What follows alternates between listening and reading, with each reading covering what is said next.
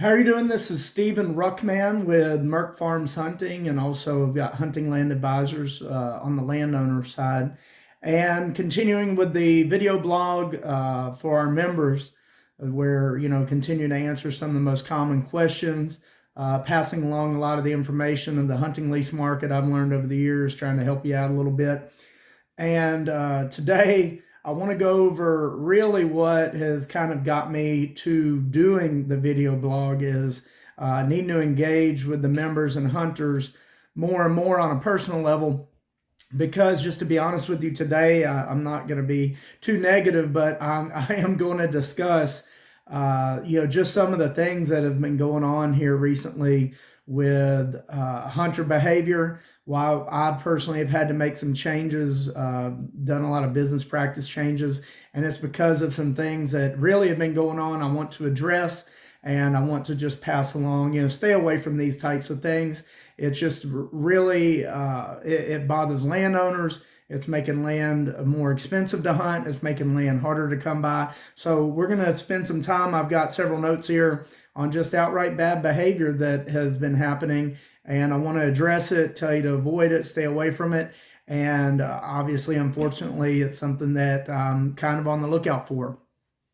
The biggest change that I've had to do recently, you may have noticed, is if you are a new member, in order to even really talk or get very far along about matching you up with the land or getting you on land to hunt, is I'm collecting driver's licenses now and really just doing a verification to understand who it is that I'm talking to. Also tracking to make sure you understand my business processes, making sure you understand the nature of this is a for-profit business. I do make some money. The landowners continue to make more and more of the money. This is something of how I provide for myself and for kids. In general, I don't understand it. I never show up to anyone's place of employment and try to hurt your money or try to hurt your business. I've never done that to anyone. So I'm just kind of confused a lot how sometimes hunters set about and people I engage with set about in ways to just downright really mess with my business, mess with my money. And I'm confused because I don't do that to anybody.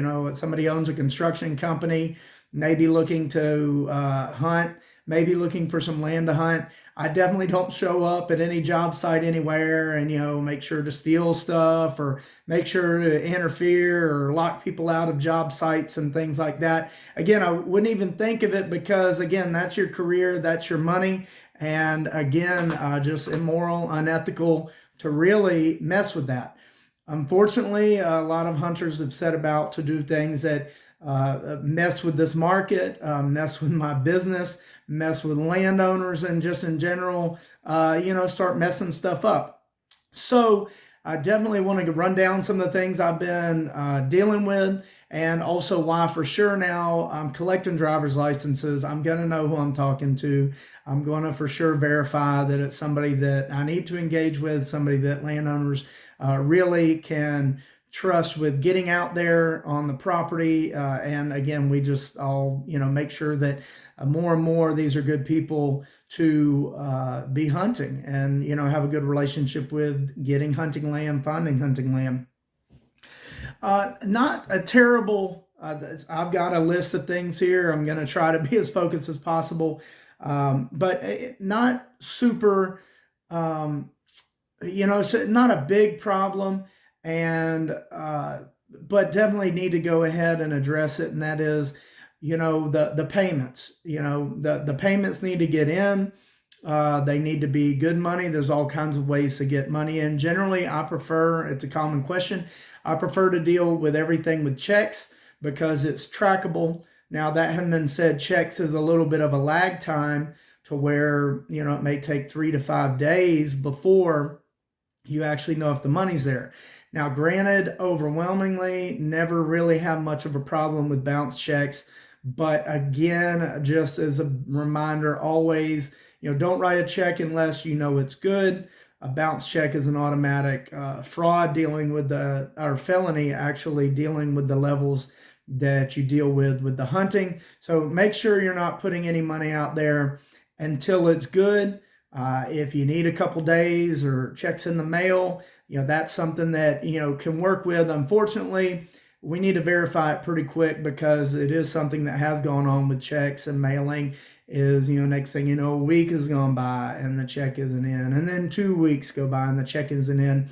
So you need to make sure when you're ready to go, you get things taken care of very quickly with the payments. Make sure they're good, get them in quick, because otherwise it just looks like it's kind of a time killing, time dragging type thing. If you're putting money together, again, just in everything, just, go ahead and be matter of fact about what the situation is. And overwhelmingly, everything can be worked with, but don't resort to bad checks, writing bad checks, taking a long time to get payments in, and things like that. We have a big market. There's a lot of hunters ready to jump on board a property more times than not. So we need to get the payments in and get them squared away as soon as possible. So just want to get that out there. Big thing is, just while we're collecting licenses and while we're getting a little more strict to work with, is so many bad and improper things go on with the tracked information. And again, this is why I'm collecting driver's licenses. I want to know who's got the information. I want to know that they understand things they can and cannot do with the information. Unfortunately, literally, I'm not lying to you. Whenever somebody has found the tracked information or I've talked to them about it, unfortunately, many times they just go out there, and some people go out there and just hunt, trespass hunt, until literally a paying group gets on there. I'm not lying. This last year, I had a group go out there in September and daggum just hunted it until I got a paying organized group out there in November, because a group that was coming on and paying, they liked it. They said, hey, someone's out here hunting. I said, okay, well, that it's kind of the case in wildland, unorganized land. Until it's organized, there's probably somebody hunting, a teenager, a neighbor, whatever. But landowners want to get it organized with their people. They want to get it safe. They want to get some money for it. So it's kind of common. Well, the daggum people that were hunting were the people that I sent to look at it in September. That's just, they took the time to contact me, kind of bizarrely thinking that they had at least, although I never received any payments, I never had any further communications with them. I don't know the ins and outs of what was going on with that, but I know that they had been hunting for months and months and months with no agreements, basically trespass hunting. Again, that is wildly illegal behavior. That's wildly unethical behavior. That's wildly immoral behavior. You know whether or not you're supposed to be on a property, and you know whether or not you're supposed to be there hunting. And unfortunately, people will legitimately do that. So again, another reason why we're collecting driver's licenses, and another reason, like, really kind of slowing down a little bit and really making sure got a good handle on who's going where, who's supposed to be there, and that type of stuff. Because unfortunately, it's just kind of shocking to me what some people will do. Another reason why we're getting kind of tight on the location information is just theft. We don't want everybody to know where a hunting tract is at, because unfortunately some people may just show up knowing it's vacant land and steal stuff, steal stands, steal cameras. It's not a huge problem, but nonetheless it's one that we want to go ahead and very much not open the door to a lot. So again, protecting that tract information, knowing who's supposed to go out there, the people going there, the people that know the information, knowing they're not supposed to share it. These are all very important things to, again, keep that, most of this is vacant, unwatched land that we deal with. We don't want people out there hunting. We don't want people out there potentially stealing stuff. So now, again, we've slowed down. We're collecting driver's licenses and really kind of, monitoring heavily who knows what, that they know they're not supposed to be sharing the information and that type of stuff. So again, trespass hunting, trespass stealing, whenever people know that location information, if they're a bad actor, they can really do some squirrely things with it, and they have, which is why we've kind of cracking down on that. Now that I have driver's licenses and verify who it is, in that situation in the fall, I probably would just send the driver's licenses in to the game warden and sheriff and let them sort out, all the illegal activity that applies for 3 months of hunting on a property without any type of permission at all.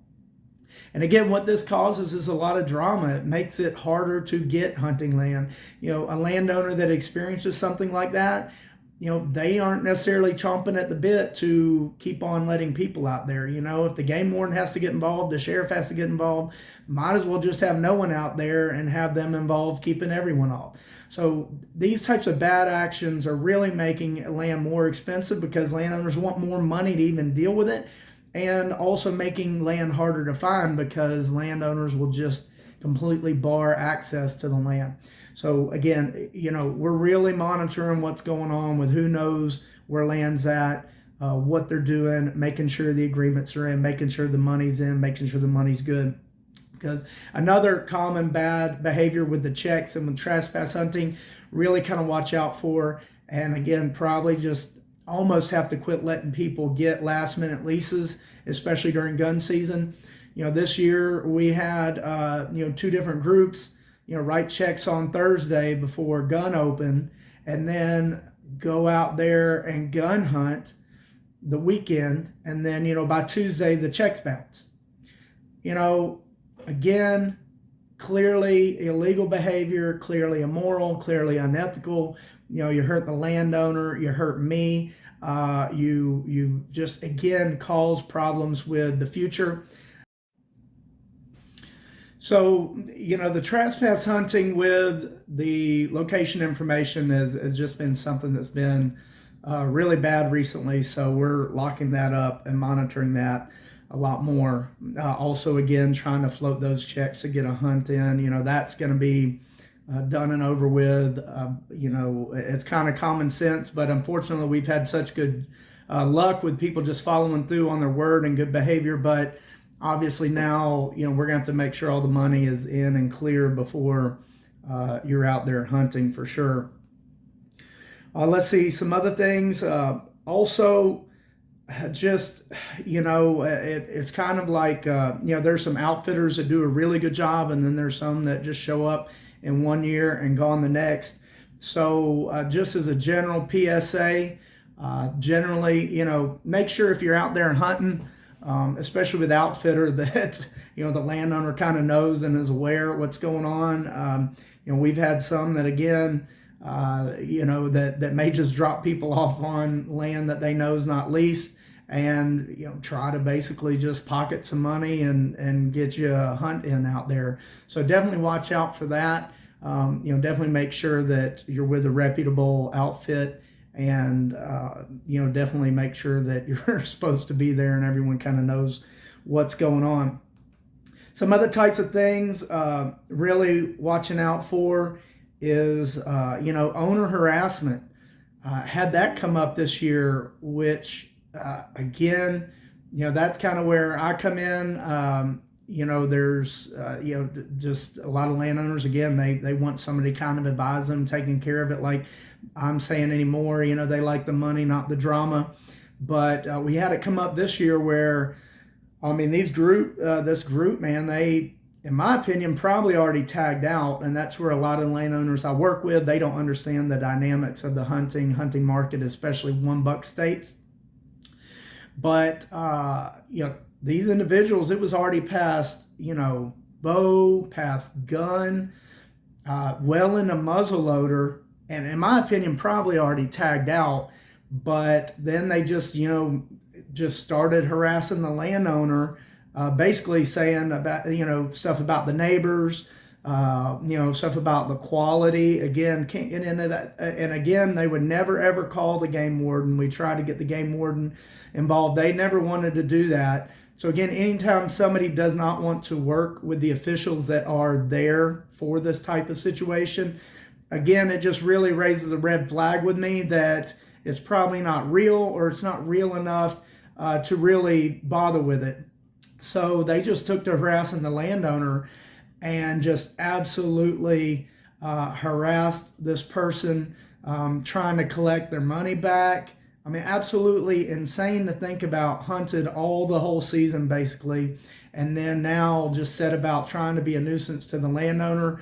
That's a horrible situation.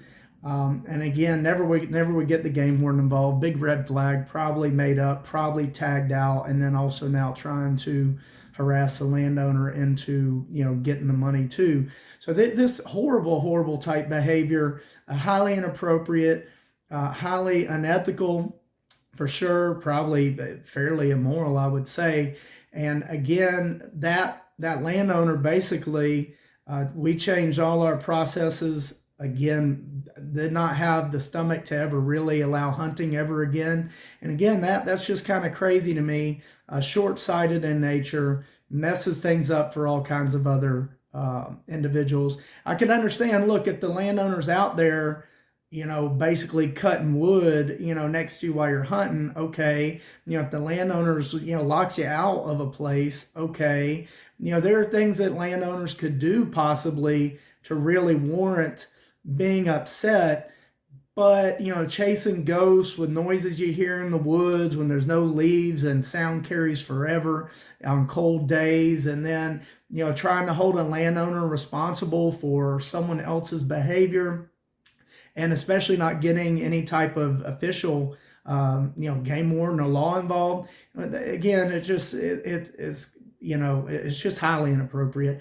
And again, that's another reason why collecting driver's licenses, tracking hunter behavior, because already that group is a group that definitely will not work with ever again. So again, I hope they enjoyed the hunt, and I hope they feel totally justified on that.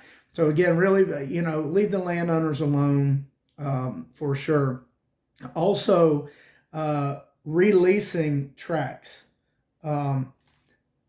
Releasing and subleasing, unless the landowner knows and is given permission for outfitting or some type of thing like that, it's not allowed.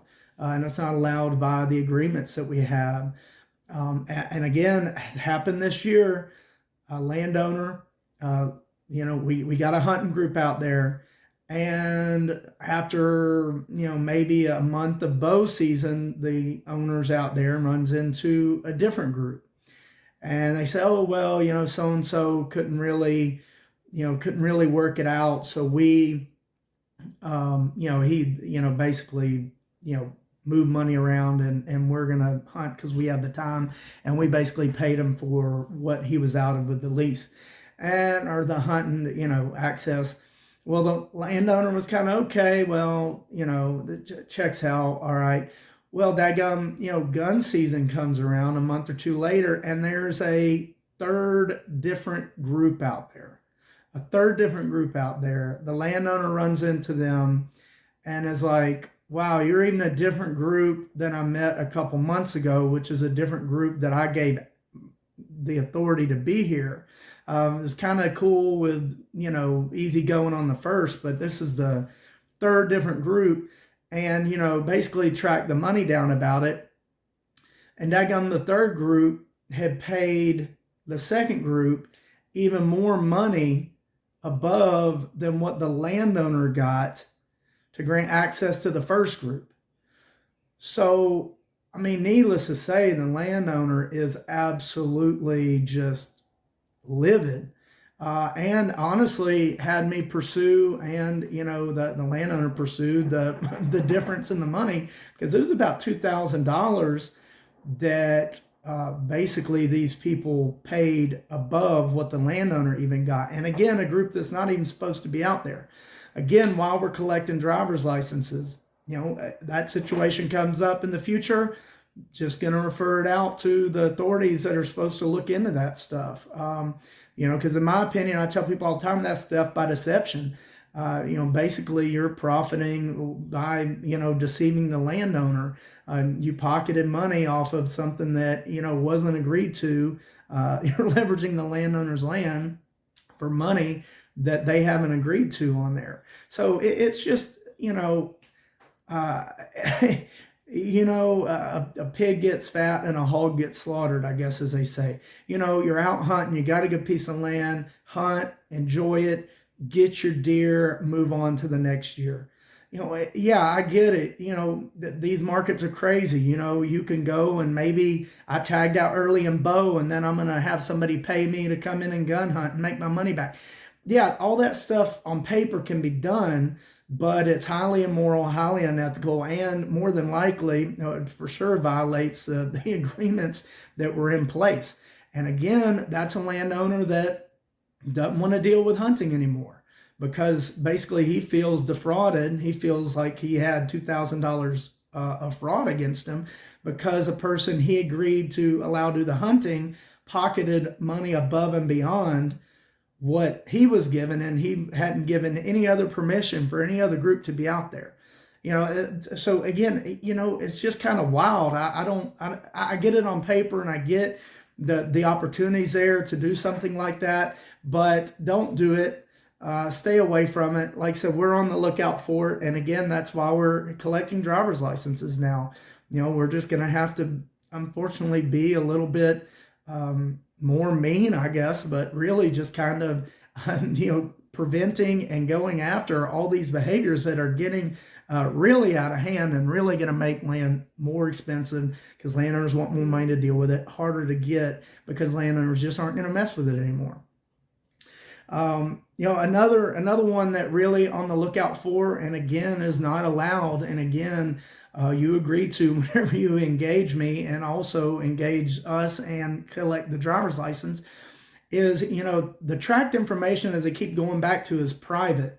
Okay, the location is private, the opportunity is private. That's why it's behind a paywall. Okay, members are there. We have a paywall in place so that, again, we do a little bit of vetting, find out who the serious people are. Also, it helps us pass more money on to landowners, but it's private. It's behind a paywall.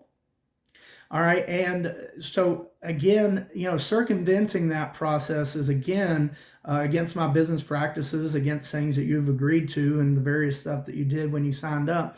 But, the idea that, you take, say, a tracked aerial from me, you take the location information from me, and then I've seen everything from going and hitting Facebook with it to going and hitting other lease sites with it, other hunting group sites with it, downright sometimes presenting it as your own. I guess some people are trying to maybe stir up some activity, get some hunters on board before they turn around to see if they can pay for it. Also, I've seen it where go ahead and mark it up even above what we're kind of agreed to with the owner to get. So maybe right off the jump trying to profit, or see if it's priced too low, maybe pocket yourself $1,000, put together the other money to pay to be out there. Again, that information is not to be anywhere else but on my website. If you go try to get a group together, do it word of mouth, do it on a message board, but putting the information out there is something that's not allowed, and something that, again, the members in the agreements when you sign up is not agreed to. All right. And again, that's for everybody's benefit. We don't want people to know they're out there. Also, to help prevent fraud. If I see or somebody says, hey, I recognize your aerial from this site, well, I want to know and explore that, because for all I know, that's somebody in a foreign country somewhere just trying to gather money together, which does happen, trying to gather money together to say that it's, here's a hunting opportunity for lease, but you're just giving your money away to somebody that you're not getting it back. And that does happen. So definitely you need to make sure you're highly vetting every opportunity to make sure that you're not being defrauded. But again, that's the whole point why my information shouldn't really be anywhere else. I've got 1 or 2 authorized agreements, but if you see my information out there, definitely let us know, because it's not supposed to be out there. Even the other places you can find it, it's behind paywalls that they control basically for me. But you can't be posting aerials on the internet, can't be posting on Facebook. You know, can't be going out trying to, you know, mark it up and put it on this site. That's you know, that's nothing, you know, highly immoral, highly unethical. You know, again, I try to look into the theft by deception laws on stuff like that. You know, could very well be illegal as well. And again, we don't want to go down that road because this is just, it should be too easy. Take care of your business, find an opportunity, go hunt, move on. Maybe you can't find an opportunity, keep looking. But, you know, just resorting these types of behaviors is really, really wrong. And again, I just want to wrap it up with, you know, again, I've got business practices. This is a business. I do make money at it. The landowners continue to make more money. And again, you know, I provide for myself and I've got 4 kids off of this, okay? I do not show up anywhere and try to make sure to hurt your money. I don't show up to your business or your career, your profession to try to hurt your money. So again, you know, you have to respect and understand the fact that I'm a business. So if you engage me, this is not some opportunity to go around and figure all the ways that you can hurt me, my money, make it harder to find land, make land more expensive, and just in general muck up the market and muck up my business. And again, unfortunately, in the digital age, it is a great time to be alive, but unfortunately, you just never know who you're engaging with, which is why we are collecting licenses, slowing things down, being a little more strict. Because just the other day, perfect example, I had a mother contact me about canceling her son's membership because he was in prison now. Okay, well, I don't know any of the ins and outs on that, and I didn't get into it, but nonetheless, you know, that's kind of a good point. You know, this person that even is beyond the paywall and is a member is in prison now. Now, granted, I don't know, and I'm not going to make any judgments on that, but again, my whole point is it's the digital age, and as strict as we try to get with the information, and as much as we try to keep it hush-hush and authorize people only, there's still plenty of folks like that out there floating around. So again, watch this video. It's important for me to engage you and understand. Unfortunately, I've seen every type of illegal, immoral, unethical behavior. Really on the lookout for it.